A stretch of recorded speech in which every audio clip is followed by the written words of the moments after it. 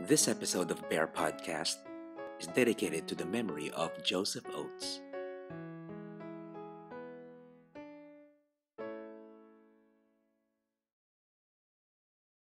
BearPodcast 444. Just makes you all fuzzy inside. So was it all lube? What kind of lube? Okay, you're ready. But but in the picture that he's got on, it looks like he's got a bear. I got to see lots of bears playing. What? You mean you didn't have your podcast equipment with you? It's actually plants killing zombies. Would it be better to go there and then get sick afterwards? Well, I don't know. It depends on what you get sick with. Me and James have a lot in common. We're both tasty like. That bear problem. Don selling his thong. Having it auctioned off, I think he got $150 just for his thong. Your question of the week. The second question of the week. Oh, really? You want instant gratification? Yeah, those bears get around. Everybody knows everybody in this world.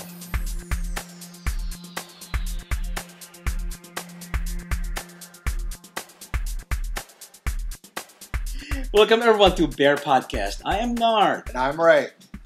And welcome to episode 444. I guess this is our Thanksgiving week episode. Spanksgiving. Spanksgiving. Okay. That's right. It's where everybody gets to get spanked on Thursday. That's right. Mm-hmm. And if you don't have somebody to spank you, call me. Ray is the expert in spanking. That's right. So, before we go on, we would like to say that this episode is dedicated to the memory of our friend Joseph Oates, and we'll talk about it more in the show today. But so, Ray, what have you been up to? What have I been up to? Mm-hmm. Nothing. Absolutely nothing. You should do. I went to go You see did something gay last Friday night. Was it Friday night? You lined up, didn't you? Seeing Twilight Breaking Dawn is not gay. How come it's not gay? I thought it was It's gay. not gay. Now, if they finally killed Bella off and let Jacob and Edward get together, then it'd have been gay. But no. But no, I went and saw Twilight Breaking Dawn Part 2, which is very good. Fight scene was awesome. So Okay. and It's don't very- act like if that don't act like it's a spoiler, because if you hadn't read the books, it's your own damn fault that you don't know any better. So but it was awesome. And then Saturday I went with you and we saw Skyfall. Yeah, Skyfall was pretty good. I liked Yeah, it. it's pretty good. I like the whole Asian gambling floating casino thing. That was very cool. Okay, I liked it, but to me it's the same as the others. To me, I mean, it's like the other James Bond films. You liked it a lot among all the James Bond. I mean, that's a pretty good movie. I mean, I enjoyed it. Mm-hmm. I was upset that they blew that. Well, here's a spoiler, but they blew a house up in it, and I loved that house. I was like, I wish I had a big old manor house like that to live in. I know, right? Yeah, So, there's a house with all there. that is modernized with all the facilities and not freaking cold all the time. Yeah, it's pretty sad. So- But what's good about it? Not much of a spoiler, but you see just a little bit of James Bond history in this one. Yeah. And you'll see some changes. Yeah. I think it's about time to have changes. Yeah, I because- think that's what they're doing. I think they're going in and setting the stage of like how he became Bond, what motivated him, what got him there, and changing some things up and kind of resetting it back to some of the older Bond themes. Bond themes, yeah. So, and that'll be good to see what the Because next movie happens. It does make sense because you always change the Bond, the James Bond, but you don't change the other characters. Yeah. So you gotta, I should say there's some changes in characters. Okay, so that's James Bond. And Skyfall. Yeah. Mm. What'd you do this weekend? I heard you were a bunch of fat men in dresses. That's right. We were in the Texas Renaissance Festival. I know last week we did feature some pictures from Will, and he had pictures from Texas Renaissance Festival, and he shared them. And this time I went there with a couple of friends, Mark, Rob, and Chris. We went there, so it was a lot of fun. We ate a How's lot. Chris? Chris is doing well. Was he in a kilt? No, he wasn't. He was wearing shorts. Short shorts? Yeah, it was cold, but Oh. he was able to. It's not very cold. Yeah. I wore jeans. Yeah. But it was a fun weekend. It's I saw, what did I see? I had fish and chips. I had funnel cake and stuff like that. So Speaking of diabetes, oh no, right. we'll talk about that later in the show. I'll talk about that later in the show. That's right. So, And and then you watched that other show, that we watch every Sunday. Yes. after coming from Texas Renaissance Festival, went to Ray's here so we could watch The Walking Dead. Walking Dead. So what do you think? Well, we already know who's on the phone, so right? That's right. We You already know who's on the phone. Mm-hmm. If you've read the comics, you know who's on the phone. Mm-hmm. I'm not saying anything else because I don't want to get any hate mail on fucking Facebook. Oh yeah, that's right. Dave calling me out. I can't believe I ain't watching it. It's been 3 weeks. So that's all I'm saying about Walking Dead. Yeah, Walking Dead was pretty okay this weekend. But it's a very interesting ending that I Mhm. think is different than what was in the comic books. But it's different, but it's intertwining now. yeah. So it's link is it's getting the link yeah, together. it's starting to now. bring things together. So, but it's a Yeah. very good twist on it, I thought. Mm. So It's just gross. I mean, all those blood from all those zombies splashing over you. Won't you get infected at that point? they're already infected. They're already infected, but look what happened to. Then why did they? Then why did Rick cut Herschel's leg? Because he's going to get infected. Well, I think the bite is I think the bite has something in the saliva that's more More potent or like something? a more potent version of the virus or bacteria or whatever it is. Mm-hmm. Because if that was the case, everybody would already been turned into zombies because everybody's usually covered in blood anyhow. So Yeah, I mean, what if it splashes on your eye, so- or you swallow some of it, or you So- digest it? I don't know. Or if you're blowing off a zombie and he comes in your mouth, is it dangerous or not? I don't think. I think it would come off. I mean, you won't even So, finish. or if you got a zombie blowing you that you pulled all their teeth out and they're gumming you, and Oh, you come in their throat, is it safe? Ray at BearPodcast.com. You can email them. You can send your hate mail. So what are your Spanksgiving plans? Okay, we're going to Gary's actually. They invited us, so I think I'm going to bring traditional egg rolls, traditional Thanksgiving egg rolls. So they're made out of turkey. It's made out of turkey. Okay. Stuff with turkey and dressing and cranberry sauce. Yes, that's right. I don't know about cranberry sauce. You should try it. You should roll them up and put the cranberry sauce, roll them up, and then fry them. Or use cranberry sauce with a little bit of chili, so make a sauce out of it. That's the dip. There That's you right. go. Making you Awesome. instead of those chili sauce, we can do that. Yeah. We can do that. Anyway, so how about you? What are you planning? I'll be sitting here by myself. No, you're not. Just me and Brody staring at the walls. I thought you had plans with Lubies or something, or Well, I might go to Luby's with with Patrick Jerry and and Patrick. You never can tell with those two. So, yeah. You know, Jerry's kind of moody, so you never can tell about him. Yep. So, and then after that, I guess I'll just sit here all by myself, looking at the ceiling, watching reruns of Thanksgiving episodes. How about football? You're not gonna watch football. Yeah. Maybe there might be a good rugby game or something. So, Rugby game. so anyway, I'll let you switch over to our topics, and we can talk Okay. some more about our friend Joseph. Yes, actually, yes, it is sad. This is sad news that we got last Saturday. It's about Joseph Oates. He's a friend of ours. I met him at the Sudden Decadence last year, and we kind of hanged out. We got to become good friends with him and Josh, his partner, and we hanged out also at TBRU. And Didn't you meet him first at Dave's house? it's another party. Yeah, I remember meeting them in Sudden Decadence, and then I met them at Dave's house Okay. also. Because that's the first time I met him was at Dave's house. Yeah, so we were there. It's Hey, Dave. I got to know them. And of all the bears that I've known, he is the one who's so accepting of me.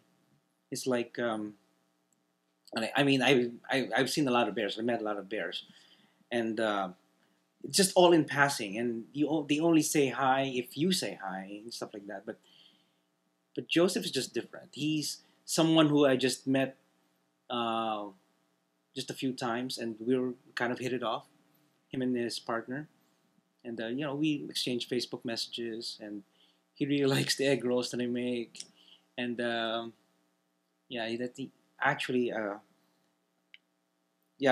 when he was here in Houston to have his checkup,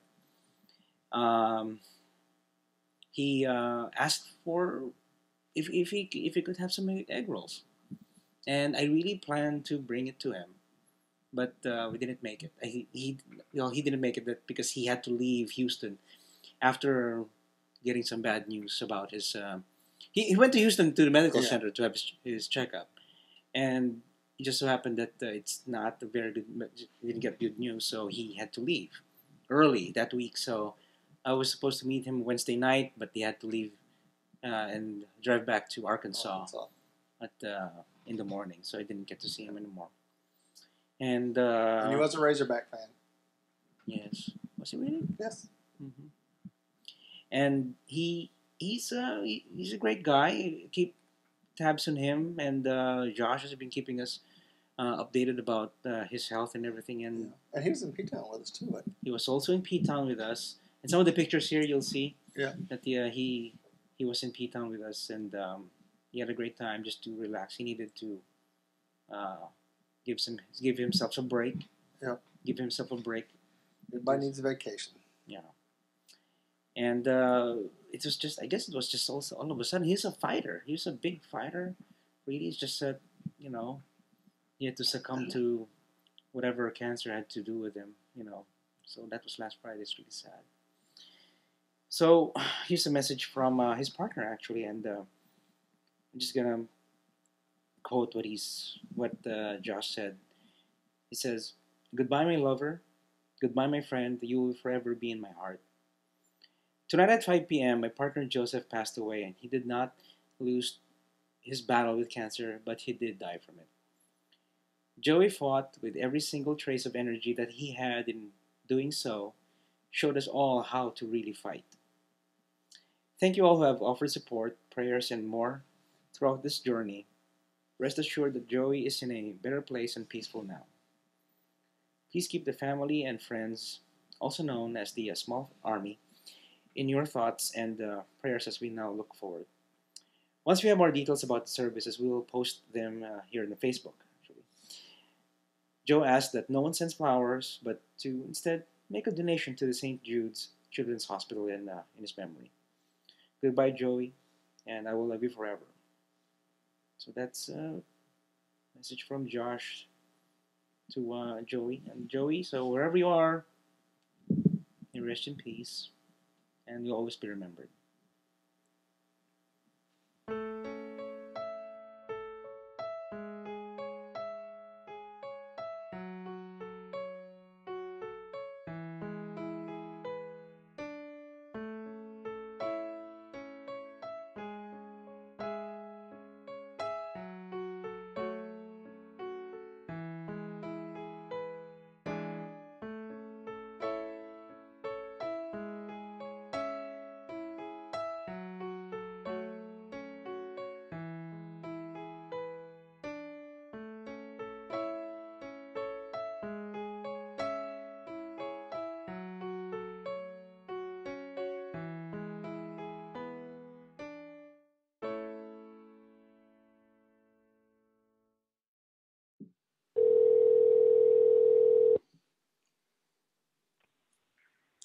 Hello? Gary, how are you? Hey, Nard. How you doing? Great. Ray is here with us. How you doing, Ray? I'm doing all right. How about yourself? Oh, doing fantastic. Mm-hmm. Just here at the house. You're in the house, okay? Just here at the house with Andrew. Oh, okay. Yeah. Wow. Well, we called to have you in the show just to talk about your adventure last Saturday. It was a good one. Had a very good adventure. Okay. So, I had been planning to do this diabetes walk for a while, and my grandmother had diabetes. I have a lot of folks in my family that had it, and so it's always been a cause kind of near and dear to my heart. Mm-hmm. So my company is a gold sponsor this year of the walk, so that gave me the added push to attend and to do it. Mm-hmm. And it went really, really well. Okay. So how did you prepare for a big walk like this? Did you do some jogging during the week or something? Or Yeah, that's me jogging. You know me so well, Nard. Yes. Yes. No, man, there was not a lot of preparation on the physical front. Just had to have a lot of carbs in the morning, some pancakes, and maple syrup, and some scrambled eggs and cheese. I was good to go. And now you know what causes diabetes, right? Yeah, I guess that's So what it is. Okay. I had I had tried to get sponsors to sponsor my walk because obviously if you're walking and don't have sponsors, there's really no point. You're just kind of walking. Yeah. So I had struggled to kind of get some sponsors. I had this one really nice Filipino guy that sponsored me, who will remain nameless, but he was my only sponsor. And then I had to, of course, lay the Facebook guilt trip on all my friends, and my friends stepped up. Good bunch of guys out there. So Yes. I ended up raising $420. That's pretty good. Yeah, that's good. What did you what was your target though? My target was 200, and I more than doubled it, thanks to some very generous bears. Yay! Well, that's good. Yay! Maybe next year you need to talk to your very good Filipino friend and get him to have you on the show before the walk, so we can pimp you out. Yes, so that's you right. can get more donations. You can do some dances. I'll do anything for the cause, guys. Anything for the cause. Yes, take one for the team. Yes. That's right. And then, of course, the day of the walk, it was beautiful. I mean, we were downtown Houston at Minute Maid Park, and it was like 58 degrees at the start of the walk, which is perfect bear weather. So it was definitely in our favor. Oh. And so I was the only guy in shorts, but that's all right. You were the only guy in shorts. Everybody else are in jogging pants, sweatpants, and. But you should have had your jogging suit on. You could have been pretty comfortable. You could have been all shivering, but you could have been all Tony Soprano. Right.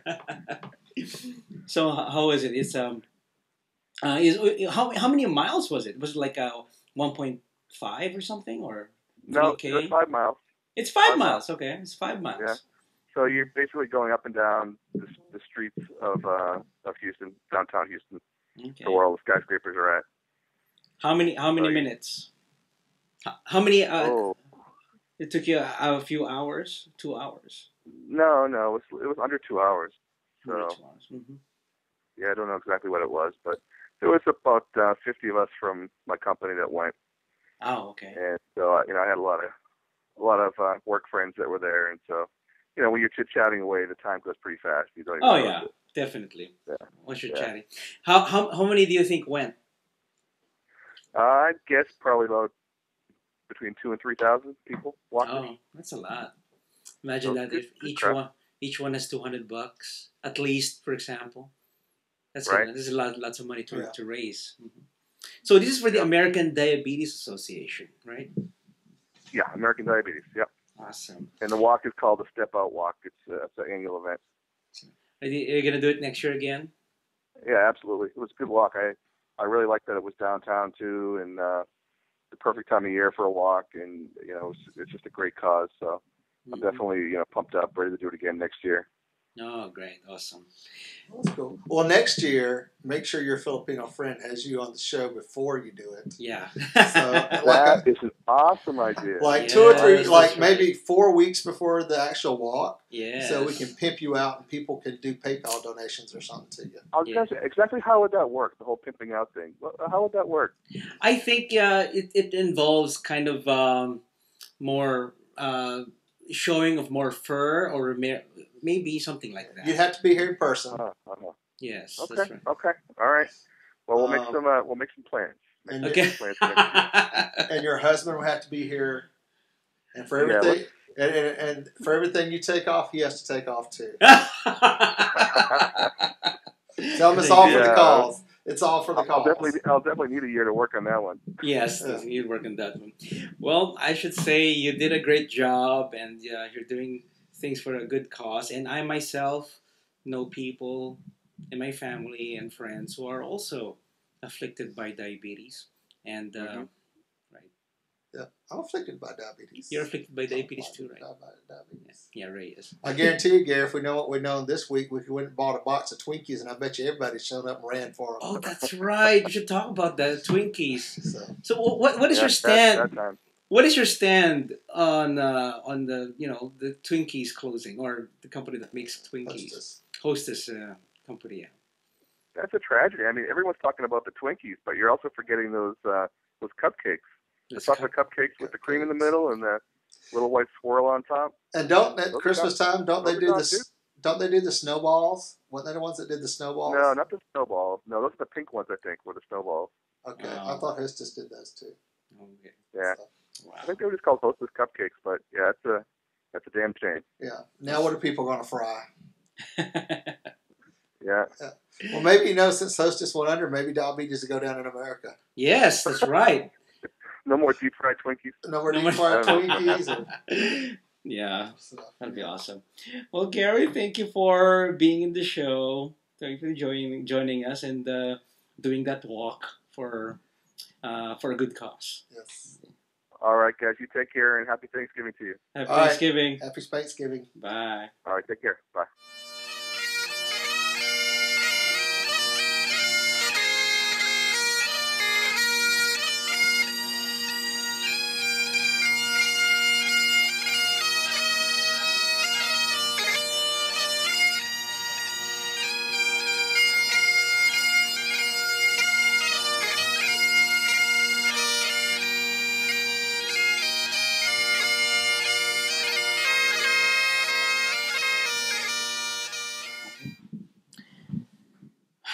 Thank you, Gary, for joining us. That was fun.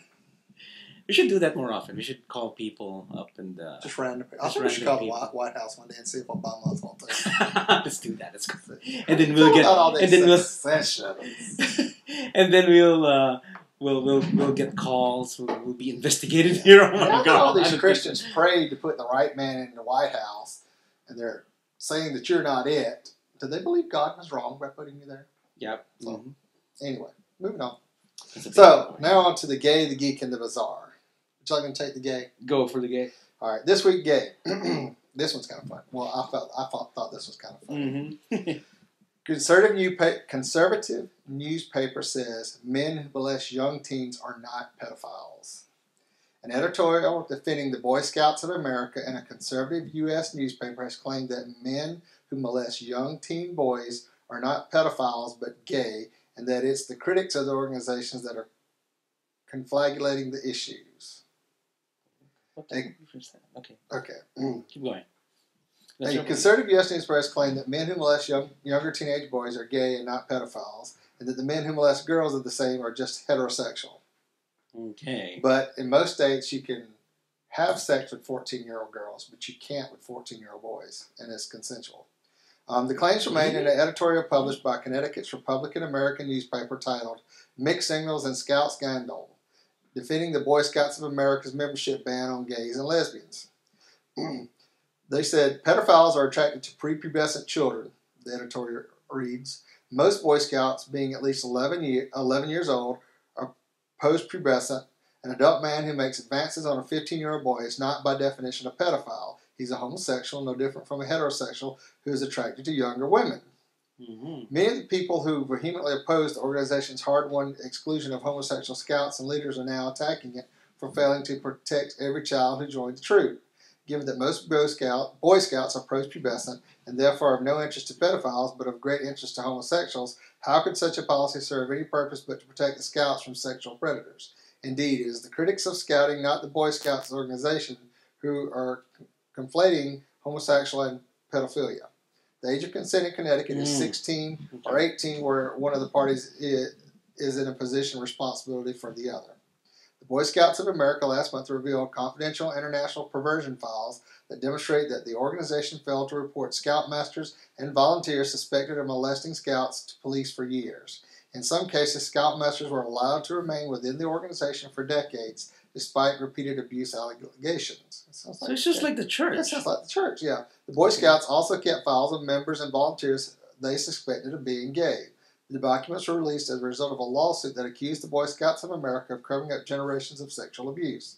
The Republican American is known for its conservative editorial stance and has previously claimed that Marxist socialists control the U.S. Democratic Party.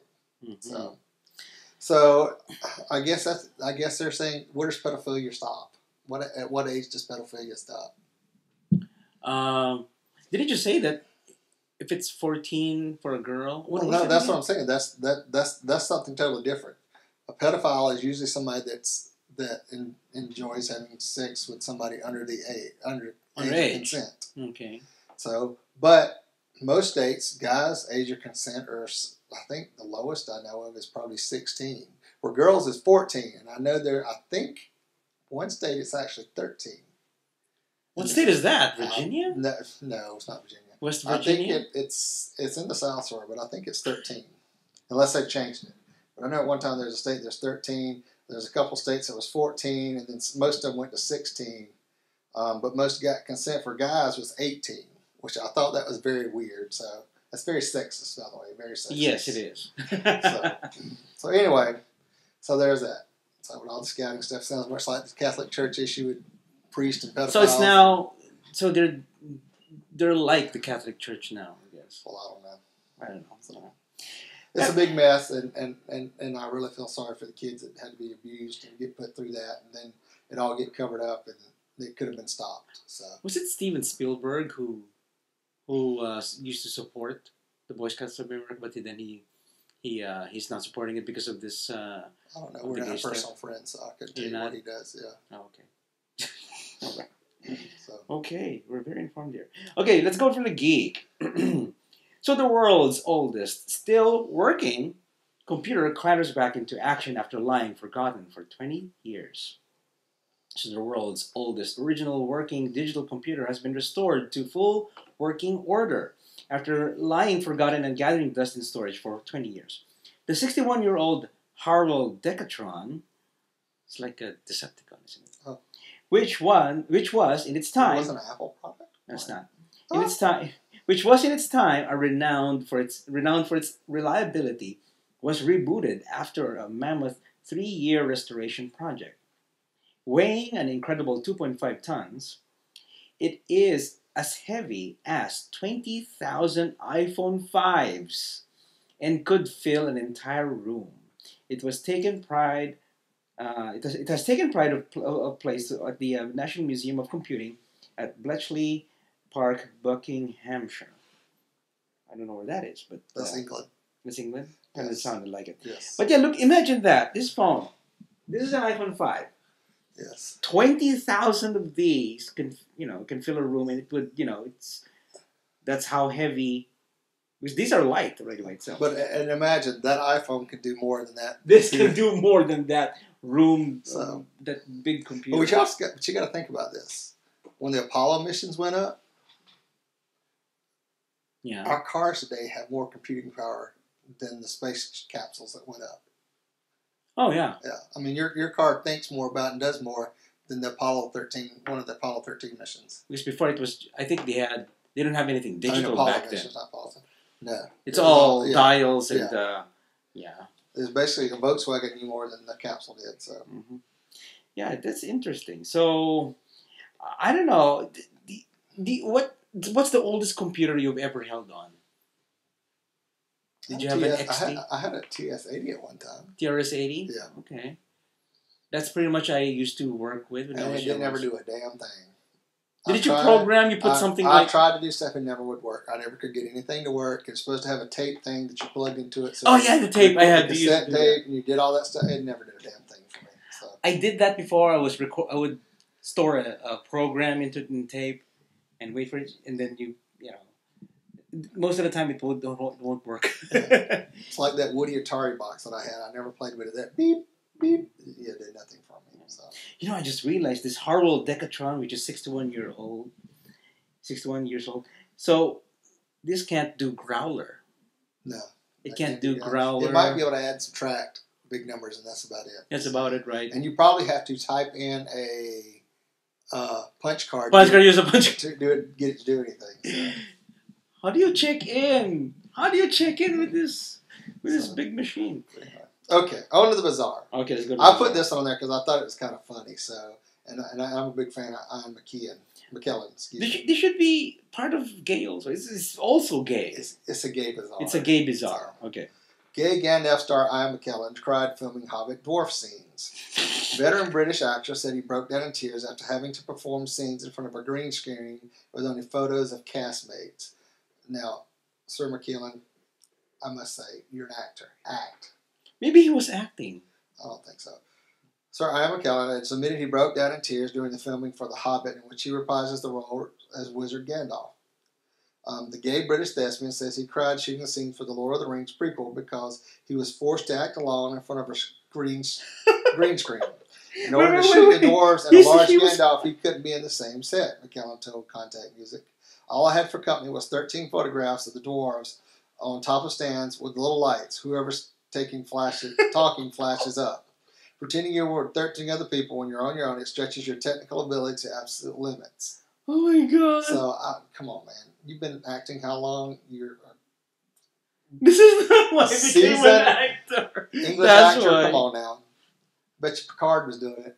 Patrick Stewart, he got right through it. So I cried. Actually, I cried. Then I said out loud, "This is not why I became an actor." Unfortunately, the microphone was on, and the whole studio heard.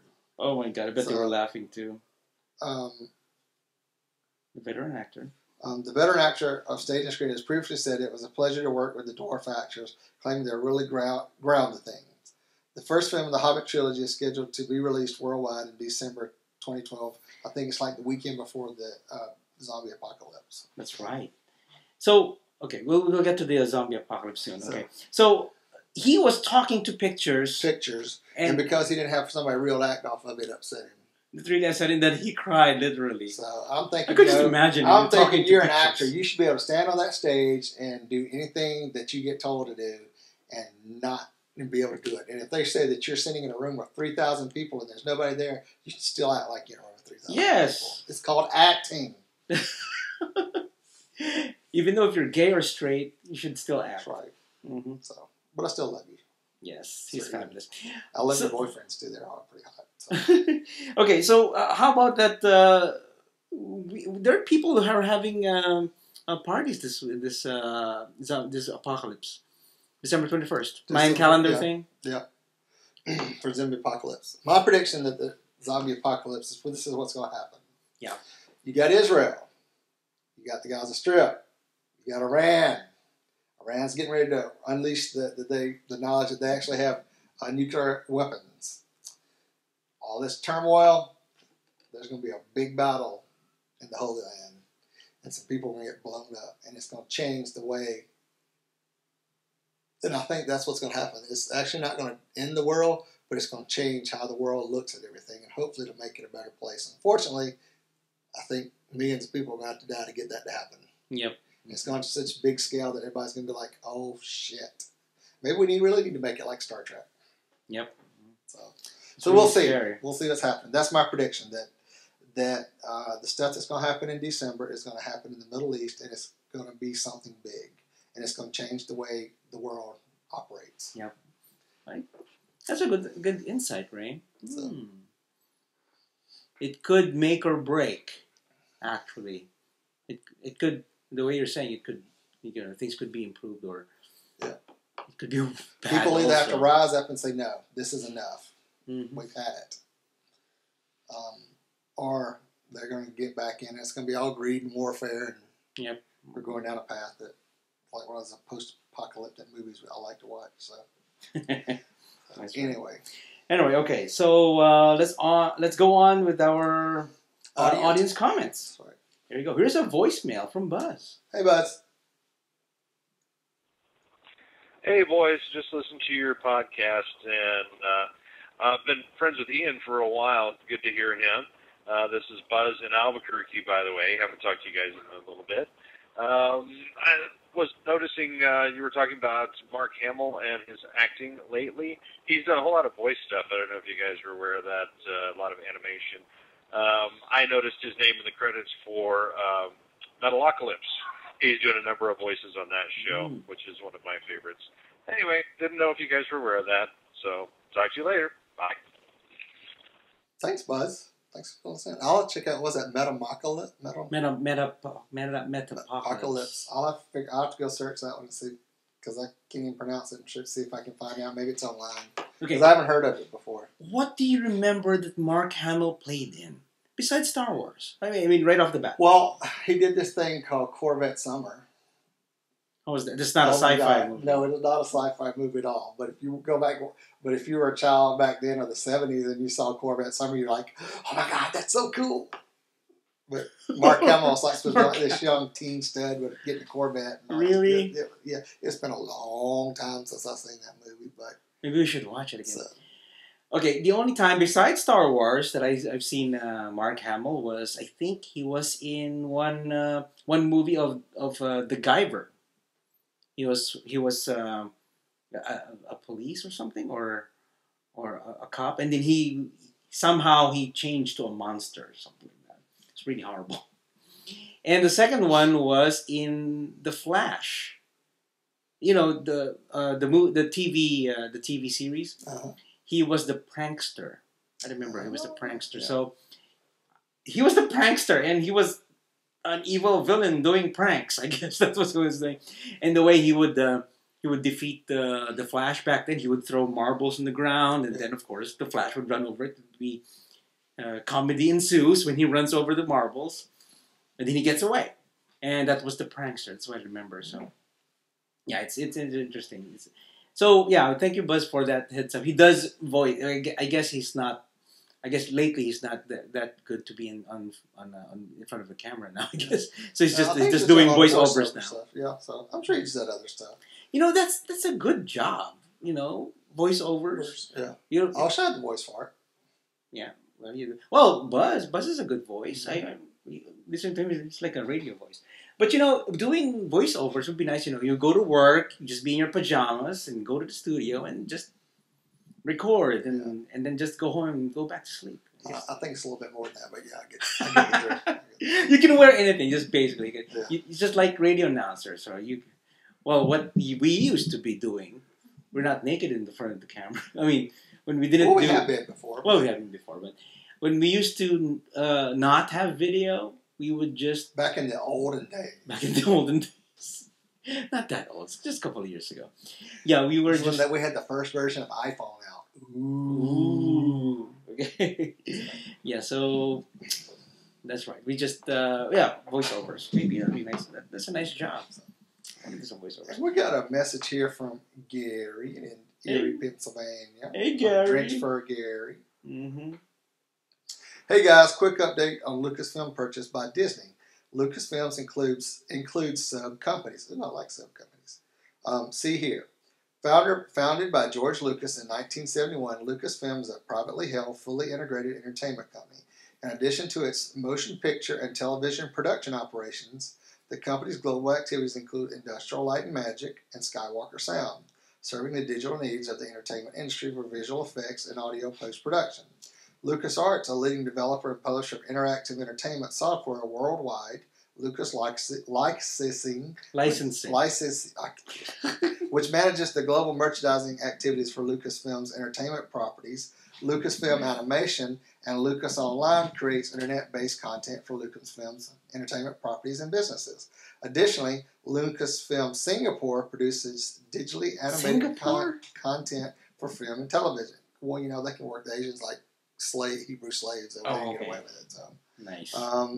As well as visual effects for feature films and multi-platform games. So, wow, even games? So Disney got it all. They have it all. I guess that's why they paid $1 billion, so they can do anything they want now. Well, and I guarantee you, all the Disney films if we survive the apocalypse, in the next year, everything will be going to Industrial Light and Magic. You'll probably see it pop up everywhere. Yeah. So. But you see, 2015, right, is the episode 7? I think that's the plan. That is the plan. That's what they're saying. So. I think they're going to do a good job. I hope so, because if they screw it up, they know they're doomed. So, yeah.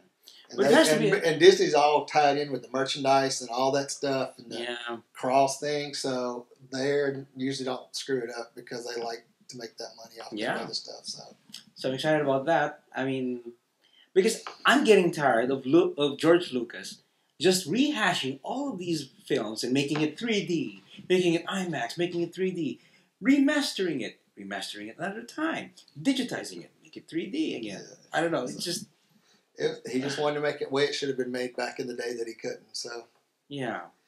But yes, it will be nice to hopefully see some Star Wars movies. Make new ones. Maybe a couple TV shows. Mm. That'd be a nice, good spin-off. Or even animated ones. Or more animated ones. And bring back Mark Hamill. Yeah. I don't know. I think if they do anything with the Star Wars show, they're going to have to recast all new actors at this point. Oh, yeah, that's right. I mean, it'd be interesting to see who gets cast as who and where it goes and all that kind of stuff. So, Interesting. Maybe they'll pull Life Day or whatever that one-time holiday special for Star Wars out was. You're going to redo something like that? Maybe they'll pull that out and we'll get to see that again because that got shown once and then it was mothballed and it's never been back out again. Oh, wow. But it had the cast and I want to say the Ewoks were on it too. And they did like this. It's a whole life. It was just like a Christmas special type thing. Yeah, it was. And I remember that. And then I was so young then. And then that was it. That was a one-time deal. Mm-hmm. Wow, the Christmas special. Yeah, and they've done a couple other Christmas specials with just the Ewoks, but this had the actual cast in it, like Princess Leia and Carrie Fisher and Mark Hamill. They were all in it. So okay, and it was just interesting because I remember seeing it as a kid, and then you've never seen it since. Not even DVDs or no, it was locked up. It was. I think lost. Lucas was so disgusted with it that he locked it up and said it'll never be seen again. So it'll be interesting now that Disney's got to they'll come out and do something with it. So they'll remake. They'll make a remake. Yeah. So. Okay. Well, that's it for now. That's our show. That's all the show has. Happy Thanksgiving to everyone. Before we go, what are you thankful for? Let's see. I'm thankful I have great friends like Maynard. That's me. So, actually, I'm thankful for all my friends because all of them are really good. I'm thankful that all my family's healthy. I don't know. I'm thankful for a lot of things. So, I'd be more thankful if I had more money in my bank. But, but that's just materialistic things and doesn't really add up to anything but money and nothing. So, yeah. What about you? What do you think? Well, of course, I'm thankful for Mike that he still, after getting married and everything, he's still sticking up with me, with my craziness. And of course, my best friend Ray, and all of our friends out there who's been, hanging out with us and celebrating whenever there's even through sad times too. Yeah. That I get to talk to people and. I'm thankful. Thank all of you guys watching and listening, because I know this is we don't get paid to do this. We're just really having fun, and there are times that we get tired too. But if you'd like to send us a check, our PO box is 251 PO Box 2511, Humboldt, Texas 77347. Okay. Send us a check. Anyway, so seriously, it's just really a. What do you call this? It's rewarding. It's rewarding because sometimes we get into a dry spell, and then suddenly a teenager or a friend out there, or probably somebody in Australia would email us, would contact us, leave a voice message, or even post a Facebook message. They would say that they enjoyed the show. And there were touching times also that we had teenagers watching our show and listening to our show, and they said it encouraged them to come out to their parents and stuff like that. And it just... In fact, one of the teenagers that listened to the show that did a whole thing in his school just came out to his parents this week for his birthday. Oh, really? That's his birthday gift? He said his parents were okay with it. Said it wasn't easy, but they were like, okay. Wow, there you go. See? So, good. That's good to hear. Yeah. So we're all thankful for all of you guys for supporting us. Yeah. Okay. So, and if any of y'all are going to be in the Houston area on December the 15th, which is a Saturday, from 4 to 8 p.m. at Tony's Corner Pocket, we're having a fundraiser where you can have your picture taken with a sexy Santa. And if any of y'all remember Larry, who was on the show talking about being a dad, and he's also the founder of Slamming, he's agreed to be our sexy Santa. Mm-hmm. So next week we'll have some pictures of him to put on the show. I don't want to put him on this week because he's in a Santa suit and you do one holiday at a time. I'm not a retail market. We do one holiday at a time. One holiday. But if you're in town, come do that. The charity's yet to be determined. I think that's going to be determined in the December meeting of the Houston Bears. But it still goes to charity. So it'd be nice to come out and have your picture naked with a sexy bear man, tattoos, and I want to try to have 2 L's there. I'm going to try to have naughty and nice. So we'll see how that goes.